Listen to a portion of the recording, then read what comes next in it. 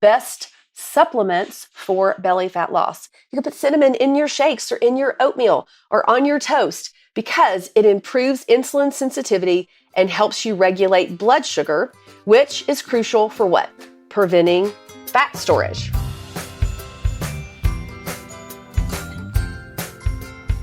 Hello, my friends, and welcome to the Honeycast. I am still answering your questions. Most of this is really about perimenopause, menopause, and belly fat. And this next question is about best supplements for belly fat loss. So I will say this, I am not a doctor. I am not prescribing or telling you guys to take any of this. I am educating you, and I will say this, supplements are just that.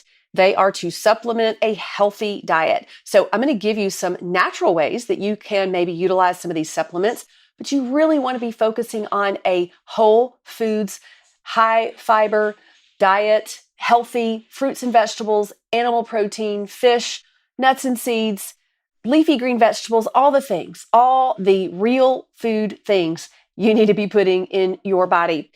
I will start with this. For women in menopause, we are going to need some different support for the things that are going on with our hormones. Our hormones are walking out the door, which causes a metabolic shift. It causes a neurological shift.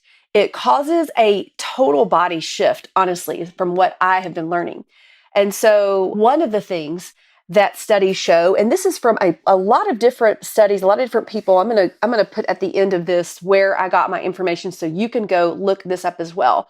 But the omega-3 fatty acids, this is fish oil. This is for the person who loves fish. I love fish. I could eat it every single day. I know some of you can't stand it, and I get it. You may want to supplement. But the omega-3s, what they are doing, they are anti-inflammatory and may help reduce visceral fat.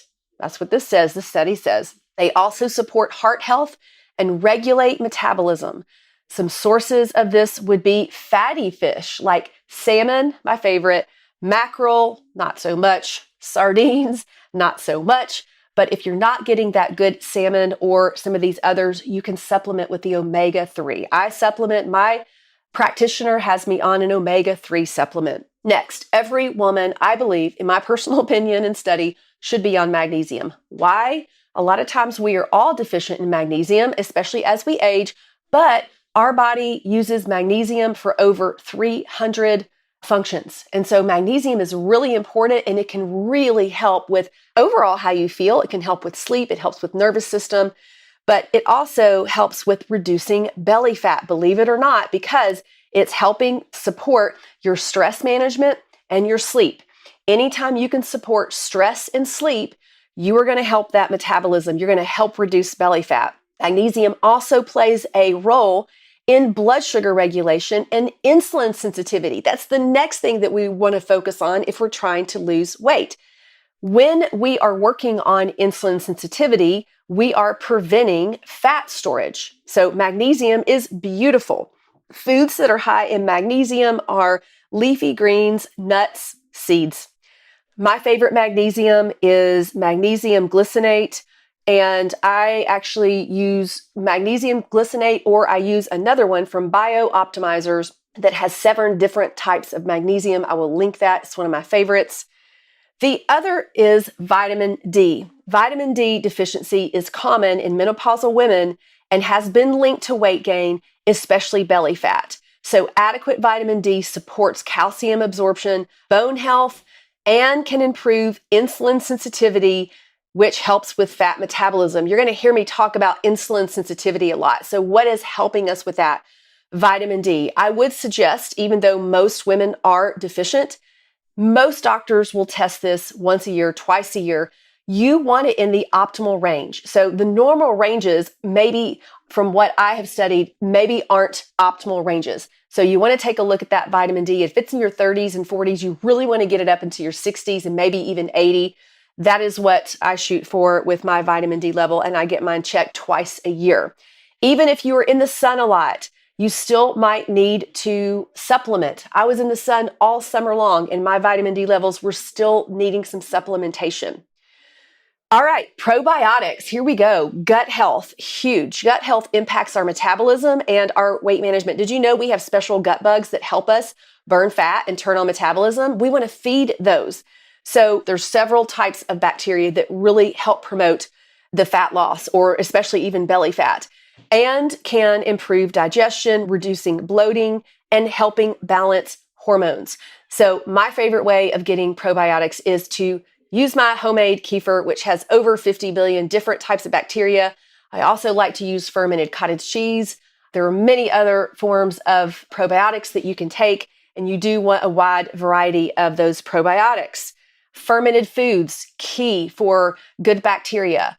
Kimchi, cultured vegetables, miso, kombucha, Bubby's pickles. There's so many ways that we can get those good probiotic rich foods in. Probiotics, key for fat loss and belly fat. Okay, green tea extract.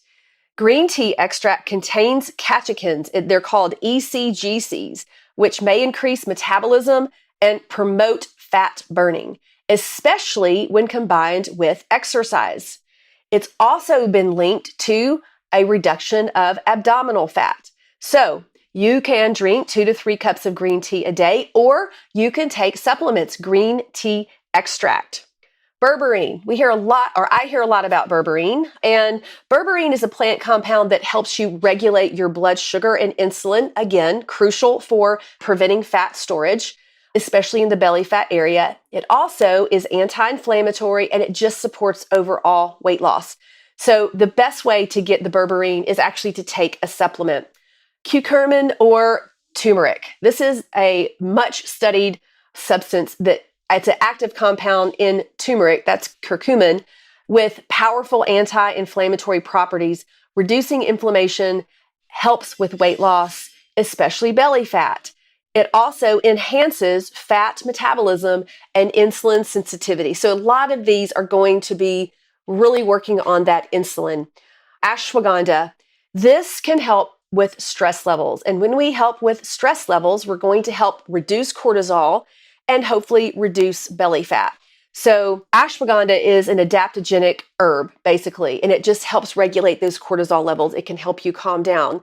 Not everyone loves how they feel when they're on ashwagandha, and these adaptogenic herbs are very powerful. And so you definitely want to talk to your doctor. You definitely want to see how you feel and check in with how you feel. I've had some clients take it. It really helps with their sleep. It helps with their stress and anxiety. I've had other clients take it and they don't like the way that they feel. So with all of these, you do want to talk to your doctor. You do want to check in with yourself. I'm just giving you some options on what you can do to help with weight loss and turn on fat burning and support insulin levels. So speaking of that, another way to do that is cinnamon. You can either use cinnamon extract or you can just use cinnamon. You can put cinnamon in your shakes or in your oatmeal or on your toast, because it improves insulin sensitivity and helps you regulate blood sugar, which is crucial for what?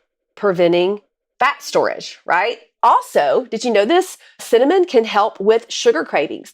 So if you're going off white sugar, which I hope that you do, you can use cinnamon and help you curb the sugar cravings.